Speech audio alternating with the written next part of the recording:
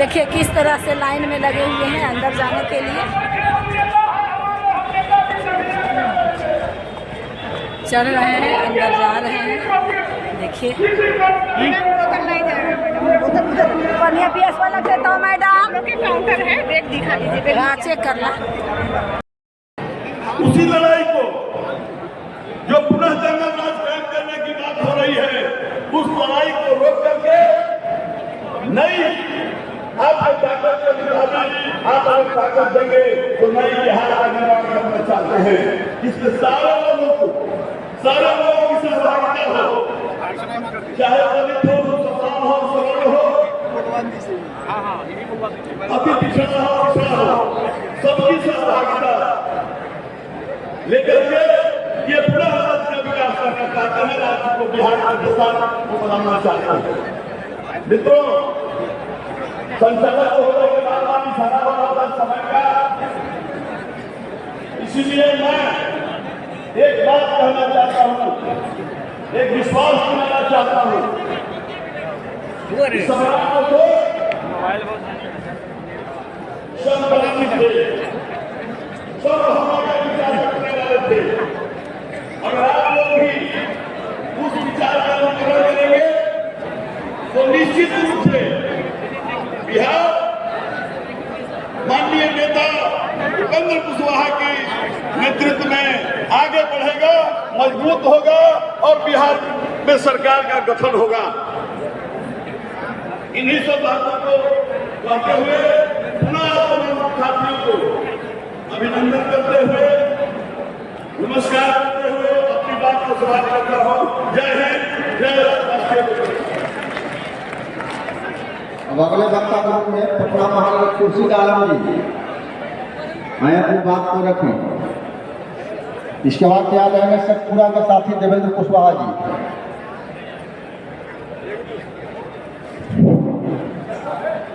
साथियों,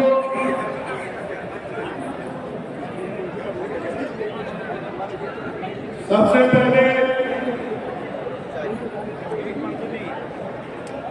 सम्राट अशोक जी के जयंती पे आए हुए, पटना के धरती पे बिहार से कोने कोने से आए लोग साथियों, हमारे मंच पे बैठे अधिकारी संघ जिले से आए सब कार्यकर्ताओं को मैं हार्दिक अभिनंदन। आपको निवेदन है कि सभी लोग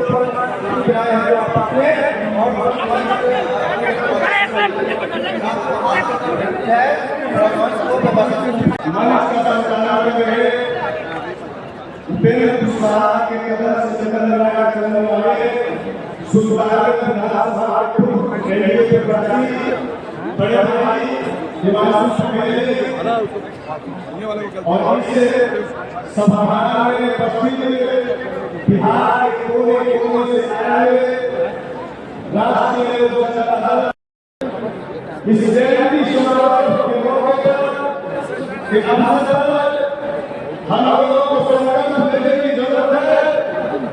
बिहार की राजनीति की जो दशा आपके साथ बदल रही है,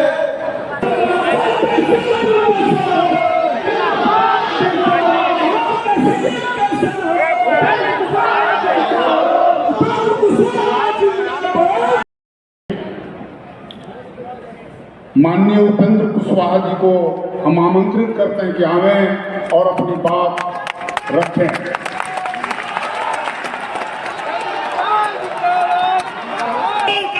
कैसा हो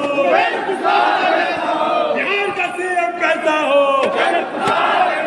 राष्ट्रीय लोक जनता दल जिंदाबाद, जिंदाबाद। चलिए, अब समय बहुत हो गया है। नाम आएगा तब ना आएगा।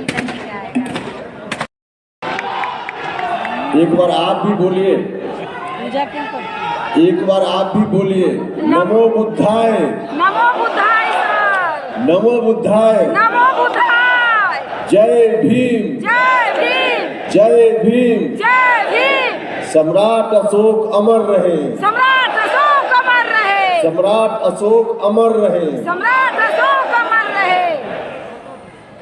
देखिए, हम सब लोग आज यहाँ इकट्ठा हुए हैं सम्राट अशोक के चरणों में श्रद्धा सुमन अर्पित करने के लिए। तो सबसे पहले मैं अपनी ओर से, आप सभी लोगों की ओर से सम्राट अशोक के चरणों में श्रद्धा सुमन अर्पित करता हूँ, सर झुकाता हूँ, श्रद्धांजलि अर्पित करता हूँ।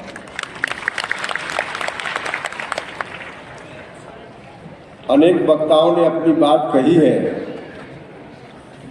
मैं भी थोड़ी चर्चा करूंगा, लेकिन उसके पहले आज कुछ लोग पार्टी में ज्वाइन करना चाहते हैं। अब सब लोगों को बुलाकर यहाँ व्यवहारिक दृष्टि से माला पहनाना संभव नहीं है, लेकिन उनका नाम, कुछ लोगों का, प्रमुख लोगों का नाम सिर्फ मैं पढ़ देता हूँ। कैमूर के साथी हैं रामजस कुशवाहा जी, धर्मेंद्र प्रसाद गौड़ जी, अलाउद्दीन अंसारी जी, कामेश्वर कुशवाहा जी, रामबच्चन पाल जी, सुनील गुप्ता जी, लाल बहादुर पासवान जी, अजय पासवान जी, अंजनी कुशवाहा जी, ताराचंद्र प्रसाद जी, मंगरू बिंद जी, राकेश कुशवाहा जी, सुहेल अख्तर जी, पप्पू सिंह जी, अशोक कुमार जी, उदल मस्ताना जी, अवधेश कुमार जी, राजेश पासवान जी, रविंद्र सिंह जी, शशि कुमार जी, संचन राम जी, संजय पासवान जी, श्री मूरत राम जी, अखिलेश राम जी, संजय पासवान जी, नीरज कुमार मिश्रा जी, रोहतास के साथी, अब छोड़ दीजिए भाई, समय मुश्किल हो जाएगा, सतीश शर्मा जी, ज्ञान प्रकाश जी, गया के साथी हैं लोग, उदय कांत रोशन, उदय दांगी जी, जलेंद्र शर्मा जी, तो इन लोगों का दल में स्वागत है। ऐसे तो बहुत सारे लोग आज पार्टी में शामिल होना चाहते थे, लेकिन अब संभव नहीं है, तो उसके लिए अलग से किसी दिन समारोह रखा जाएगा तो पार्टी में लोग शामिल होंगे। भाइयों और मित्रों, हम सब लोग आज इकट्ठा हुए हैं सम्राट अशोक को याद करने के लिए। हम सब लोग यहाँ बैठे हुए लोग, सभी लोग भाग्यशाली हैं। हम उस देश में पैदा हुए हैं, सौभाग्य इस बात का कि जिस देश में सम्राट अशोक पैदा हुए, हम में सर झुका रहे हैं जिस धरती पर सम्राट अशोक पैदा हुए।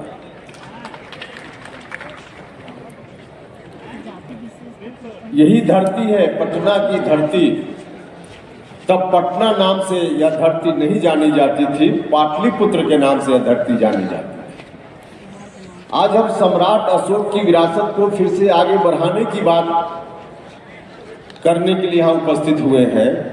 से शुरुआत हुई, उस नींव को फिर से हम याद करने का काम करें, और याद करने के क्रम में सबसे पहली हमारी ड्यूटी है कि पटना, जो कालांतर में पाटलिपुत्र पटना के नाम से जाना जाने लगा, फिर से एक बार हम सब लोग मिलकर इस बात का संकल्प व्यक्त करें कि पटना का नाम किसी भी रूप में पाटलिपुत्र होना चाहिए। इसके लिए हम लोग को जो संकल्प करना है हम लोग करेंगे। पटना का नाम पाटलिपुत्र होना ही चाहिए। कई लोग जो दूसरे देश के लोग भी आते हैं, अनजाने आकर चले जाते हैं, अगर ठीक से उनको न बताया जाए या अलग से उन्होंने अध्ययन न किया हो, तो पटना से आकर वापिस चले जाएंगे, उनको पता ही नहीं होगा कि सम्राट अशोक की यही धरती रही है, सम्राट अशोक का यही जन्म स्थान रहा है। भाइयों और मित्रों, ऐसा इंतजाम तो होना ही चाहिए कि कोई भी विदेशी भी यहाँ आए तो पटना में पैर रखने के पहले उसको पता चल जाए कि यह धरती सम्राट अशोक की धरती रही है, और इसलिए जरूरी है कि पटना का नाम पाटलिपुत्र किया जाना चाहिए। जब हमने पार्टी बनाई है, पार्टी बनाने के पहले इन मांगों को हम उठाते रहे। अब जब हमने पार्टी बनाई और सम्राट अशोक की विरासत को आगे बढ़ाने का हम संकल्प लेने के लिए यहाँ उपस्थित हुए हैं, अब बताइए, तो हमारा यह भी दायित्व बनता है कि सम्राट अशोक की विरासत आगे मजबूती से बढ़े, जन जन तक पहुँचे, लोगों तक पहुँचे। हिंदुस्तान में, हिंदुस्तान के बाहर के लोग भी इससे परिचित हों। पहले की पीढ़ी किताबों में पढ़ती है, इतिहास को पढ़ती थी, आज की पीढ़ी भी इसको ठीक से जाने। तो इसलिए पार्टी की ओर से अनेक इस तरह के विषयों को लेने की जरूरत है।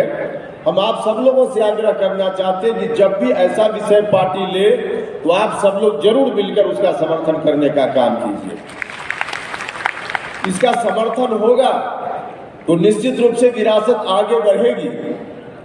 अन्यथा आपने देखा है किस तरह से सम्राट अशोक की छवि को धूमिल करने का ही प्रयास हुआ। अभी साल 2 साल पहले की बात है, एक कथित साहित्यकार ने सम्राट अशोक के बारे में क्या क्या टिप्पणी कर दी। भाइयों और मित्रों, जो टिप्पणी उस समय हुई, हम लोगों ने रहकर जब उस वक्त भी जबरदस्त ढंग से उसका प्रतिकार किया। प्रतिकार हम लोग तब जनता दल यूनाइटेड में थे। जनता दल यूनाइटेड के राष्ट्रीय अध्यक्ष ने भी उस वक्त ट्विटर पर कुछ लिखकर विरोध जताया, लेकिन उनको मालूम होना चाहिए, आदरणीय नीतीश कुमार जी को मैं याद दिलाना चाहता हूं, भारतीय जनता पार्टी के मित्रों ने भी उस समय प्रतिकार किया। भारतीय जनता पार्टी के मित्रों ने उस कथित साहित्यकार की टिप्पणी के खिलाफ बिहार का गृह विभाग, जो माननीय मुख्यमंत्री जी के नियंत्रण में आता है, उस गृह विभाग के तहत पुलिस आती है। पुलिस के यहाँ एक पिटीशन दिया, मतलब एफआईआर दर्ज कराया बीजेपी के लोगों ने कि उस कथित साहित्यकार के खिलाफ कार्रवाई होनी चाहिए। एफआईआर हुआ, लेकिन उसके बाद उस एफआईआर का क्या हुआ आज तक कोई अता पता नहीं है। माननीय मुख्यमंत्री जी, मैं आपसे आग्रह करना चाहता हूं, भारतीय जनता पार्टी के मित्रों ने अच्छा काम किया था, एफआईआर किया था। मंत्री जी से इस मंच से मैं आग्रह करना चाहता हूं कि मुख्यमंत्री जी, जो एफआईआर दर्ज हुआ है उसके बारे में क्या स्टेटस है, बिहार की सरकार बिहार की जनता को, देश की जनता को स्टेटस बताए आज की तारीख में कि उस एफआईआर की क्या स्थिति है। उसके लिए कोई बुलेटिन जारी करने की जरूरत हो तो जारी करे बिहार की सरकार। हम सब लोग जानना चाहते हैं, यहाँ बैठे हुए हजारों लोग जानना चाहते हैं, बिहार के लोग, देश के लोग जानना चाहते हैं कि उस एफआईआर पर क्या कार्रवाई है, उस एफआईआर पर क्या कार्रवाई है। भाइयों और मित्रों, उस एफआईआर पर कार्रवाई अगर नहीं हुई है तो आगे हमारी पार्टी अपने एजेंडा में इस बात को भी शामिल करने का काम करे। मित्रों, हमने दल बहुत सोच समझ कर बनाया है। दल के एजेंडा में बहुत सारी चीजों को लाने का काम करना, बहुत सारी चीजों को लाने का काम करना। किस परिस्थिति में पार्टी बनाने की जरूरत पड़ी, उन चीजों पर थोड़ी हम चर्चा करेंगे। लेकिन दल के एजेंडा में जो विरासत हमारी रही है, हमारे पुरखों की जो विरासत रही है, उस विरासत को आगे बढ़ाने के लिए जिन जिन चीजों को एजेंडा में शामिल करने की जरूरत पड़ेगी, हम शामिल करने का काम करें। साथ ही इस बिहार के विकास को ध्यान में रखते हुए भी, क्योंकि हमारी ड्यूटी यह भी बनती है कि बिहार के विकास को हम कैसे, जो एक तरह से बिहार का विकास आज रुक गया, जनता को झांसा देने के लिए, वोट के लिए मुद्दा बनाने का काम जनता दल के लोग करते हैं। मैं पूछना चाहता हूं आदरणीय नीतीश कुमार जी, जब जब आपके ऊपर कोई राजनीतिक संकट आता है तो अब आपको विशेष राज्य का दर्जा याद आता है, तब आपको विशेष राज्य का दर्जा याद आता है। बाकी दिनों में आपको विशेष राज्य का दर्जा नहीं याद आता। अगर बाकी दिनों में भी नीतीश जी आपने विशेष राज्य के दर्जा को याद रखा होता तो कब तक बिहार आगे बढ़ गया होता, निश्चित रूप से उस पर सरकार का ध्यान आ गया। लेकिन नहीं, आपको इन बातों से मतलब नहीं। आज नहीं, कई साल पहले आपने उठाया, बीच में जब जब परेशानी होती है आप उठाते हैं। आपकी तरह नहीं, राष्ट्रीय लोक जनता दल मजबूती से बिहार को विशेष राज्य का दर्जा मिले, इस मांग को उठाने का काम करें। यह मांग बहुत जरूरी है। बिहार को विशेष राज्य का दर्जा मिलना ही चाहिए। बिहार ऐतिहासिक कारण से पीछे हुआ, सब दिन से बिहार पीछे नहीं रहा। जब हम मौर्य काल की याद करते हैं, सम्राट अशोक की याद करते हैं, तो यही बिहार उस समय का जो शासन था, इसी शासन के चलते बिहार में जो उस वक्त चल रहा था, जिस तरह का शासन चल रहा था, उसी शासन के चलते देश नहीं विदेश के लोग आज भी बिहार को और हिंदुस्तान को जानते हैं। उस समय जो शासन काल था, उस तरह का शासन काल कभी नहीं आया बिहार। लेकिन उसके बाद बिहार पिछड़ता चला गया। आजादी के कुछ दिनों के बाद तक काम हुआ, निश्चित रूप से आजादी के कुछ दिनों बाद तक काम हुआ, लेकिन उसके बाद बिहार पिछड़ता चला गया। और बिहार के साथ सौतेलापन का व्यवहार हुआ।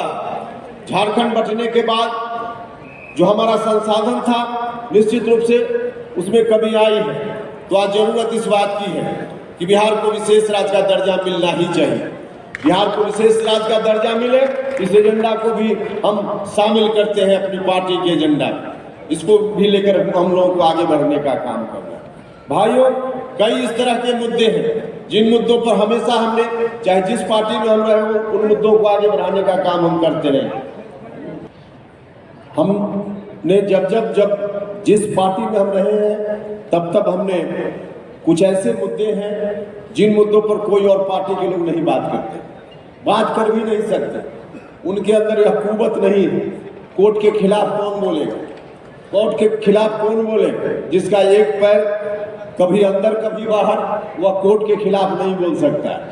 राष्ट्रीय लोक जनता दल ही आज की तारीख में ऐसी पार्टी है जो कोर्ट में भी गड़बड़ी हो तो उसके खिलाफ भी बोलने का काम करे। और हम बोलते रहे।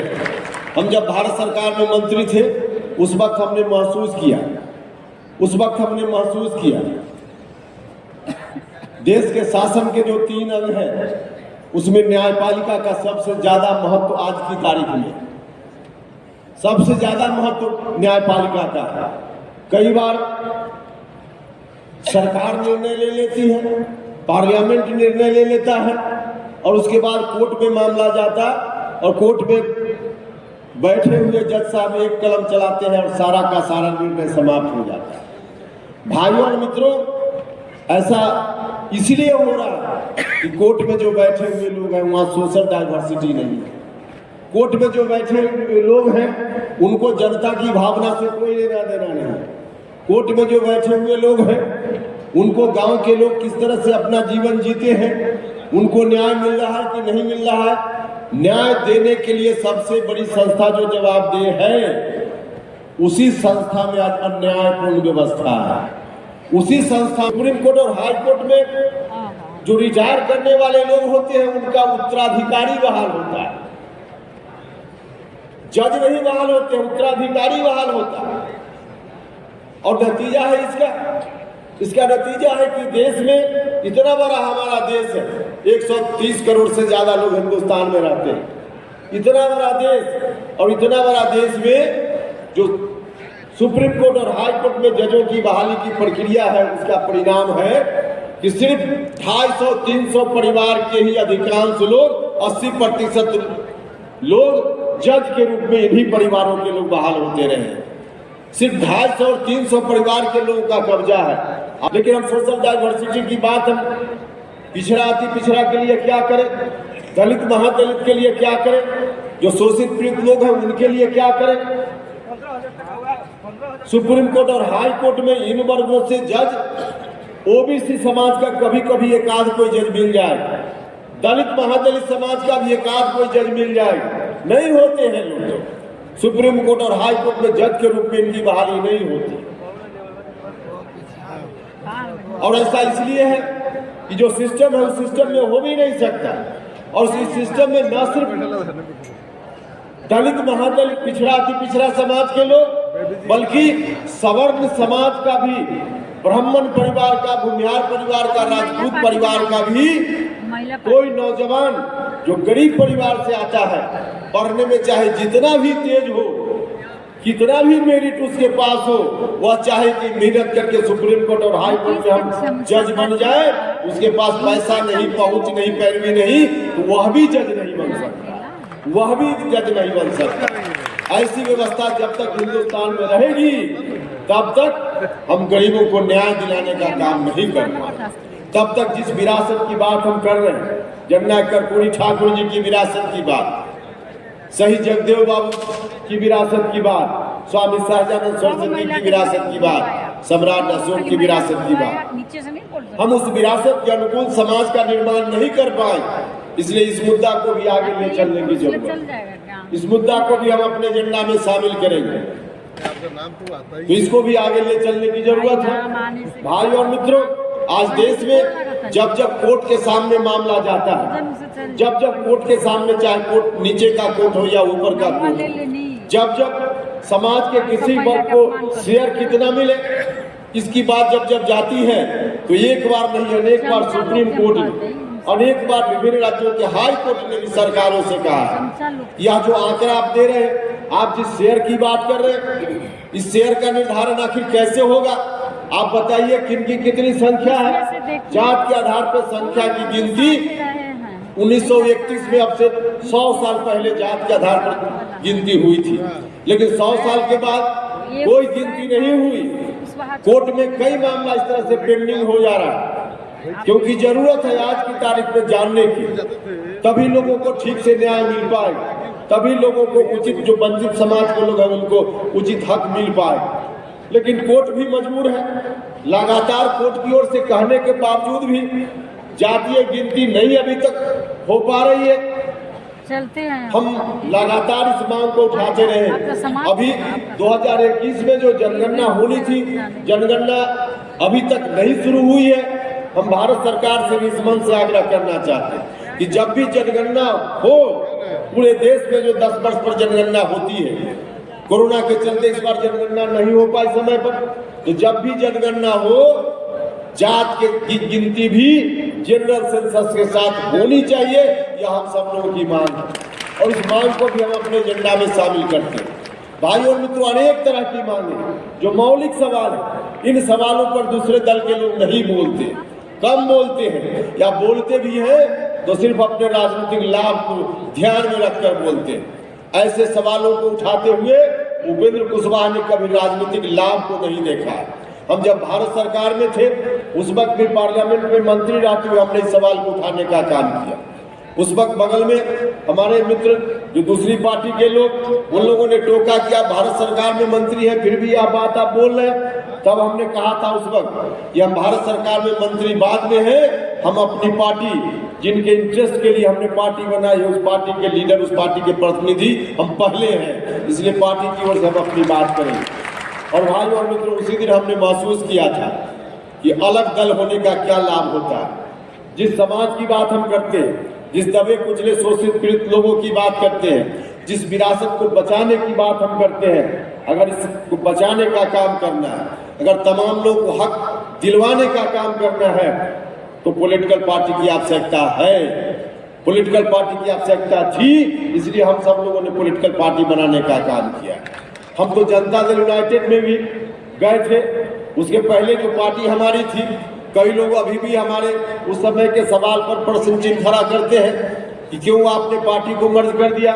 पार्टी के मर्ज करने के बारे में हमने कई बार कहा कि जिस कारण से हम पार्टी, उस वक्त पार्टी चला रहे थे, 2020 में जो विधानसभा का चुनाव हुआ, उस विधानसभा के चुनाव में जो सामाजिक आधार, जिस सामाजिक आधार पर हमारी पार्टी दावा कर रही थी, जिस सामाजिक आधार को जोड़ने का प्रयास हम कर रहे थे, लोग जुट भी रहे थे, उसी सामाजिक आधार पर नीतीश कुमार जी की पार्टी चल रही थी।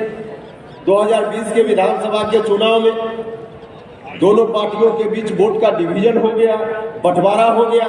नतीजा हुआ कि जिसके खिलाफ जनता दल यूनाइटेड का जन्म हुआ था, समता पार्टी का जन्म हुआ था, जिस आतंक राज को हटाने के लिए जनता दल यूनाइटेड का जन्म हुआ था, नीतीश कुमार जी आए थे, नेतृत्व उनके हाथ में आया था। लगा कि हम दोनों भाई की लड़ाई में कहीं फिर से वही न आ जाए जिसको हम सब लोगों ने कितनी कुर्बानी देकर समता पार्टी के दौर में अलग करने का काम किया। क्या स्थिति थी उस समय? बिहार के लोग तंग थे, तबाह थे, आतंकित थे, और उन्हीं दिनों संकल्प लिया नीतीश जी ने कि बिहार को हम आतंक राज, पाखंड राज से मुक्ति दिलाएंगे। मुक्ति दिलाई भी उन्होंने। लेकिन 2020 में जब नीतीश कुमार कमजोर पड़े हम लोगों के वोट के डिवीजन के कारण, तो मुझको लगा कि अब इस मामले में, ऐसी स्थिति में तब तो संघर्ष हमारा बेकार चला जाएगा, जिसके खिलाफ हमने भी जीवन भर संघर्ष किया। हम दोनों बड़े भाई छोटे भाई की लड़ाई में फिर पड़ोसी, और वह भी वैसा पड़ोसी जिस पड़ोसी ने बिहार को हर तरह से बर्बाद करके रख दिया था। अब फिर से उस मौका मिल सकता है, तो उनके यहाँ लोग, राष्ट्रीय जनता दल के लोग कुर्ता धोती फिर से सिलवा कर और एक गड्ढे मार की ओर झांकने भी लगे थे। तब मुझको लगा कि नहीं, ऐसी परिस्थिति में ठीक है, कोई भी परिस्थिति हो, लेकिन इस स्थिति में हम लोगों को अब एक साथ हो जाना चाहिए। हम हो गए, और हर तरह से हमने अपना जो कुछ भी राजनीति में हमने कमाई की थी, तमाम चीजों को न्यौछावर करके, कुर्बान करके हम नीतीश जी के साथ हैं। सब चीज करके हम उनके साथ हो गए। फिर भी कारण राजनीतिक कारण था जिसके चलते सभा की कार्यवाही खत्म की जा रही है। कार्यक्रम का समापन कर दिया गया है।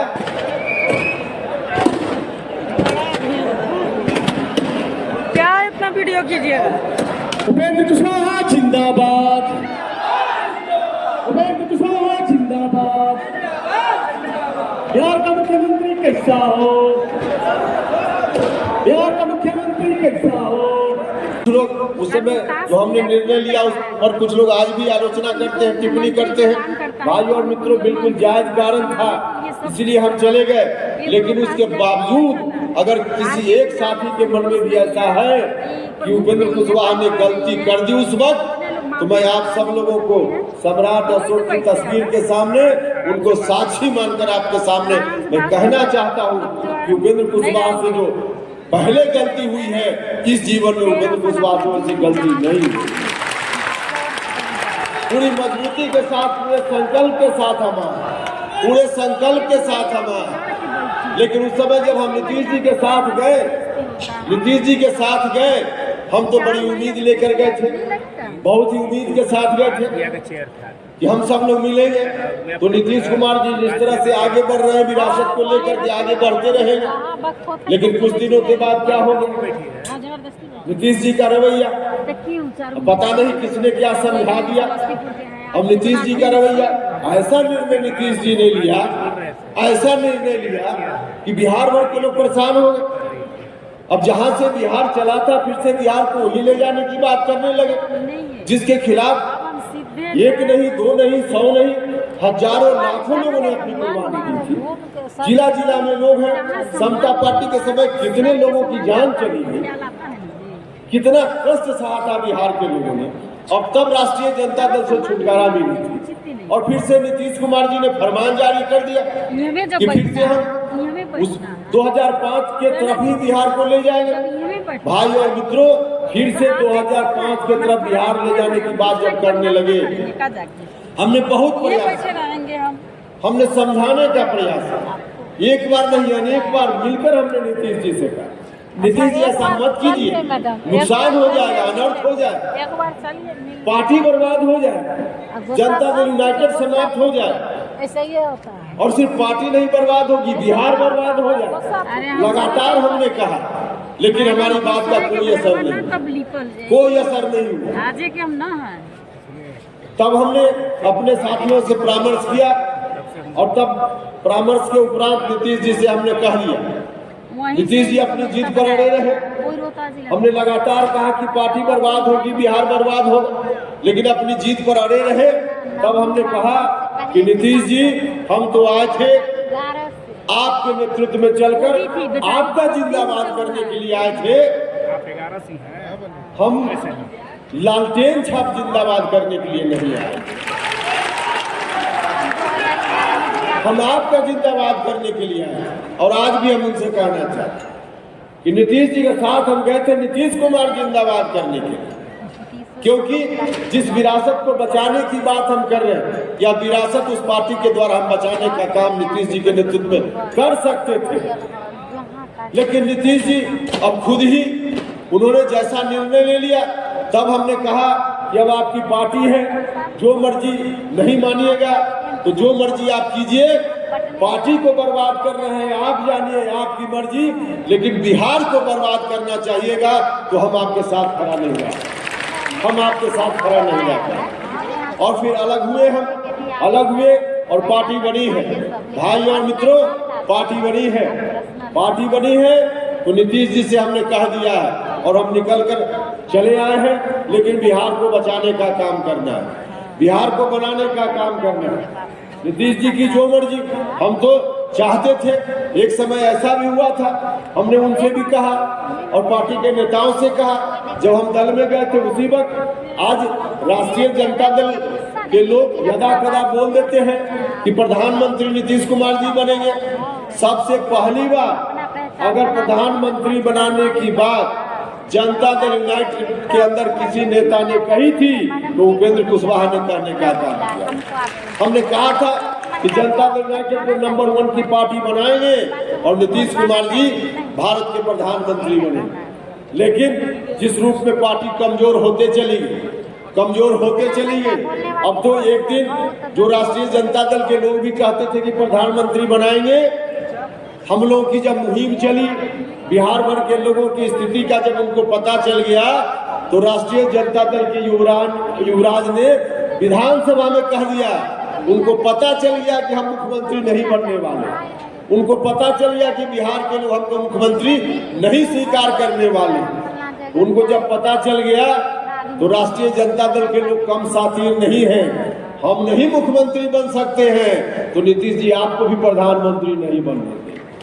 सीधे में आना है कि हमको नहीं मुख्यमंत्री बनना। अरे भैया आपको नहीं बनना तो कहते कि नहीं बनना है। नीतीश जी प्रधानमंत्री नहीं बनेंगे मतलब हम नहीं बनेंगे तो तुम भी नहीं, हम नहीं तो तुम भी नहीं। तो राष्ट्रीय जनता दल के लोगों ने नीतीश जी आपकी अधोगति बना दी है। हम तो चाहते थे कि आप प्रधानमंत्री बनी, लेकिन आपने प्रधानमंत्री बनने का अवसर खो दिया। पार्टी मजबूत होती, जनता दल यूनाइटेड मजबूत होता, तब यह बात हो सकती थी और यह काम हो सकता था। लेकिन स्वयं नीतीश कुमार जी ने जो कहा जाता है कि अपने पैर में खुद कुल्हाड़ी मार ली, खुद उन्होंने अपने पैर में कुल्हाड़ी मार ली। प्रधानमंत्री बनने का एक अवसर था, उस अवसर को और किसी ने नहीं, स्वयं नीतीश कुमार जी ने उस अवसर को खो दिया। तो पार्टी आज उनकी यहाँ खड़ी है। हम लोग जहाँ जहाँ गए हैं बिहार भर में, भाई और मित्रों आप सब लोगों ने देखा, आज जनता दल यूनाइटेड में कुछ नहीं बचा। जनता दल यूनाइटेड एक खाली डब्बा की तरह है, सिर्फ साइन बोर्ड बचा है, अंदर कुछ भी नहीं बचा है, बिल्कुल खाली डब्बा है। और खाली डब्बा तो जिस दिन हम लोगों ने निर्णय लिया, पार्टी बनी, उसी दिन खाली होना शुरू हो गया था। धीरे धीरे पूरा खाली हो गया और जो कुछ बचा था भारतीय जनता पार्टी को मैं धन्यवाद देना चाहता। भारतीय जनता पार्टी ने प्रदेश अध्यक्ष बनाकर ऐसा निर्णय लिया कि उनके निर्णय से नीतीश कुमार जी के खाली डब्बा में खखोड़ी भी था, उसको भी खखोड़ लेना था। अब तो खखोड़ी भी नहीं बचा, अब खखोड़ी भी नहीं बचा है। मान तो पहले ही गायब था, अब बीजेपी के लोगों ने ऐसा निर्णय ले लिया कि खखोड़ी भी अब पूरा खखोरा गया। अब कुछ नहीं बचा। तो भारतीय जनता पार्टी के लोगों को बहुत बहुत धन्यवाद, बहुत अच्छा काम किया। और कुछ लोग इसमें अफवाह फैला रहे हैं। अफवाह फैलाने वाले कहते हैं कि उपेंद्र कुशवाहा सम्राट चौधरी में झगड़ा। अरे भाई और मित्रों, जो लोग भी इस तरह का अफवाह फैलाते हैं, मालूम नहीं है कि अब उपेंद्र कुशवाहा सम्राट चौधरी या बाकी जो लोग हैं, अब हम लोग 18वीं शताब्दी के लोग नहीं हैं। अपने को आप 21वीं शताब्दी का समझ रहे हैं और हम लोग को 19वीं और 18वीं शताब्दी का समझ रहे हैं। अरे भैया हम भी 21वीं शताब्दी के हैं, इसलिए अब आप जो चाहते हैं कि कुछ बोलकर लड़ा दे, हम लोग लड़ेंगे नहीं, हम लोग भिड़ेंगे और 2005 के पहले वाला को किसी भी स्थिति में नहीं आने देंगे। भाई और मित्रों, इसलिए जो लड़ाने वाले लोग हैं उनसे जरा आप लोग सचेत रहिए। कई लोग आप लोगों में से फोन करता है कि मीडिया वाला क्या दिखा रहा है। अरे छोड़िए ना उनको, क्या दिखा रहे हैं उस अफवाह में मत पड़िएगा। कुछ लोगों को लगता होगा कि हम लोग 19वीं और 18वीं शताब्दी में हैं। हम लोग 18वीं 19वीं शताब्दी में नहीं हैं, हम लोग 21वीं शताब्दी में हैं। हमने तो पहले ही कहा, पार्टी बनाते समय कहा कि जो भी राजनीतिक ताकत 2005 के पहले वाली स्थिति से बिहार में लौटने से बिहार को रोकने का काम करेगी, नीतीश कुमार जी के उस ओर बढ़ते हुए कदम को रोकने का काम जो भी राजनीतिक ताकत बिहार में करेगी, उसके साथ हमारी दोस्ती हो सकती है। उसके साथ हमारी दोस्ती हो सकती है। हमने कहा है, इसलिए कुछ भी नहीं। और आज कितना अच्छा लगता है जब सब पॉलिटिकल पार्टी वाला जब भी कोई निर्णय लेता है तो उसको उपेंद्र कुशवाहा का चेहरा सामने नजर आता है। अभी जब हम यहाँ बैठे हुए हैं तो एक अंतिम मार्ग से जानकारी ली जा रही है कितने लोग आए हैं। अरे जानकारी देने वाले ठीक से दीजिएगा, जितने लोग अंदर बैठे हैं इससे कई गुना लोग ज्यादा बड़ी संख्या में बाहर हैं। तो अब तो इतने दिनों में एक माहौल आप सब लोगों ने मिलकर बना दिया है, माहौल बना दिया है। अब कोई भी उपेक्षा नहीं कर सकता है। तमाम राजनीतिक दलों को एक बार जरूर उपेंद्र कुशवाहा का चेहरा आता है याद रखें। कोई डिसीजन लोग लेते हैं तो हम लोग मिलकर आगे करेंगे। अरे लेकिन एक बात ध्यान रखिएगा, अलग अलग पार्टी है और तमाम पार्टियों की जरूरत अपने अपने हिसाब से होती है। सबकी जरूरत अपने अपने हिसाब से होती है।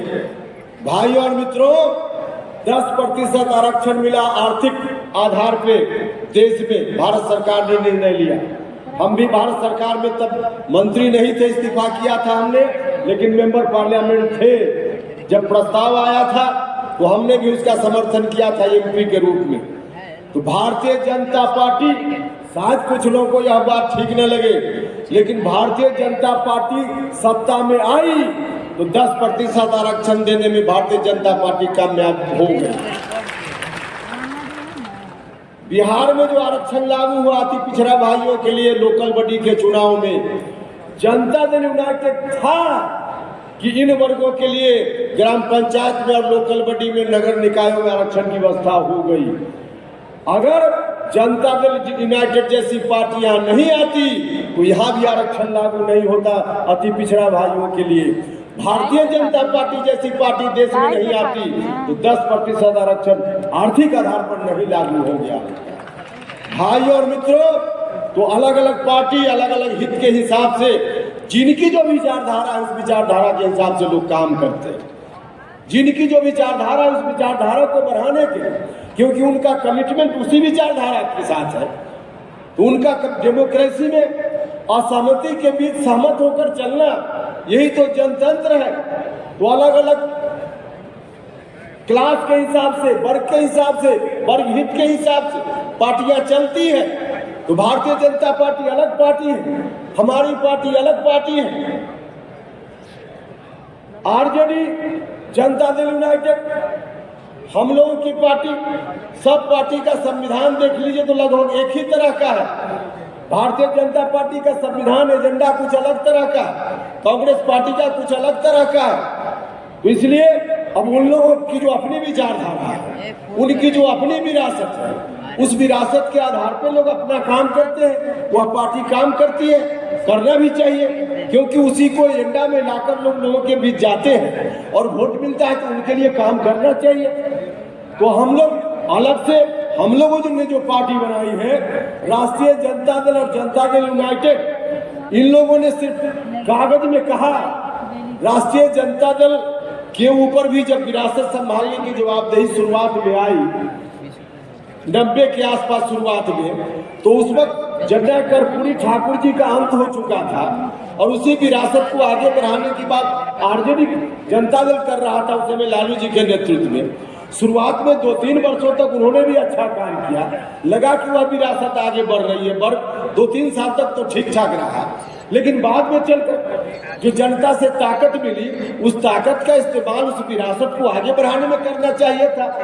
तो 2-3 साल तक तो किया, लेकिन उसके बाद जनता से मिली हुई ताकत का इस्तेमाल जनता के लिए उन्होंने करना बंद कर दिया, अपने परिवार के लिए करना शुरू कर दिया, अपने परिवार के लिए करना शुरू कर दिया। और अपने परिवार के लिए जो इतना किया, 1 पीढ़ी 2 पीढ़ी क्या, पुश्त दर पुश्त के लिए इंतजाम कर लिया। भले बिहार कंगाल हो गया, लेकिन अपने परिवार को माला माल कर लिया, माला माल कर लिया। तब लगा यहाँ ठगे गए, वास्तव में विरासत वहां सुरक्षित नहीं थी, इस्तेमाल किया जा रहा था। तब नीतीश कुमार जी आए, जॉर्ज फर्नांडिस साहब का आशीर्वाद मिला, कर भी रहे थे, लेकिन अंत में आकर जो कहा जाता है 56 प्रकार का व्यंजन बनाया और 1 बूंद किरासन तेल डाल दिया। नीतीश जी ने वही किया। ऐसा बचपना हरकत नीतीश जी ने किया। जैसे कोई बच्चा खेलता है, दिन भर घरौंदा बनाता है, खेलता है, और शाम होने के बाद लात मार के घरौंदा को तोड़ देता है कि हमारे बाद कोई खेल ही ना पाए। तो अब ऐसा नीतीश कुमार जी ने बचपना हरकत किया है, तो उस घरौंदा को तोड़ दिया नीतीश जी ने। ठीक ही किया एक तरह से। अब चिंता की बात नहीं है वह, लेकिन नीतीश जी ने अपना घरौंदा तोड़ा है। अब राष्ट्रीय लोक जनता दल के रूप में नया घरौंदा बनकर तैयार है, जो मजबूती के साथ इस विरासत को आगे लेकर चलने का काम करे। तो अलग अलग पार्टी की जरूरत क्यों होती है, इसको आप सब लोग महसूस करते हैं। अपनी पार्टी थी तब हम पार्लियामेंट में अपनी बात कह पाते थे। अपनी पार्टी है तो हम सम्राट अशोक की विरासत को आगे बढ़ाने की बात कर सकते हैं। नहीं होइएगा तो फिर उसका नुकसान होगा। इसलिए सब लोगों का अपना अपना हित है और उसके हिसाब से काम करने की जरूरत है। हम आप सब लोगों से ही आग्रह करना चाहते हैं कि सब लोग पूरी मजबूती के साथ यहाँ से जाइए। जिस उत्साह के साथ आए हैं, जिस जोश के साथ आए हैं, इस उत्साह को बढ़ा कर जाइए और जोश को लेकर जाइए। गांव-गांव में जाइए। अब यहाँ से जब कार्यक्रम की शुरुआत हुई थी तब रमेश जी ने कहा उस वक्त कि अनुशासित रहिए। भाई और मित्रों, वाकई अनुशासन की जरूरत है और अनुशासन की जरूरत है। तो पार्टी की ओर से एक कार्यक्रम हम लोग अगले महीना में करने वाले हैं।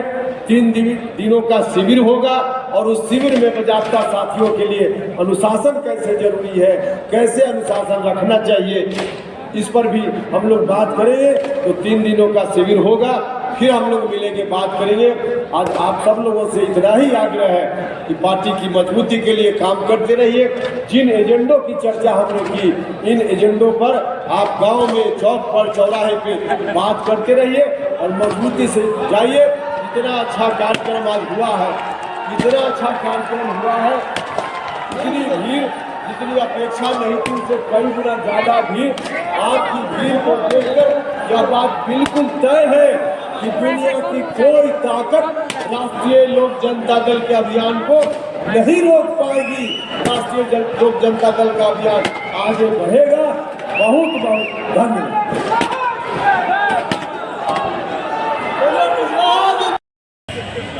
हमारा प्रोग्राम आज समाप्त हो चुका है। अब हम लोग घर की ओर जा रहे हैं। प्रोग्राम बहुत सफल हुआ, बहुत अच्छा रहा प्रोग्राम, सब देखिए।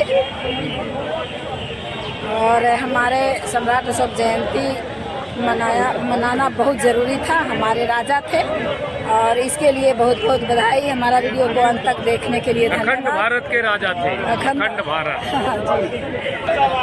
समाप्त हो चुका है। सब सारे लोग अपने अपने घर जा रहे हैं। ये सम्राट अशोक कन्वेंशन सेंटर से हम लोग निकल रहे हैं।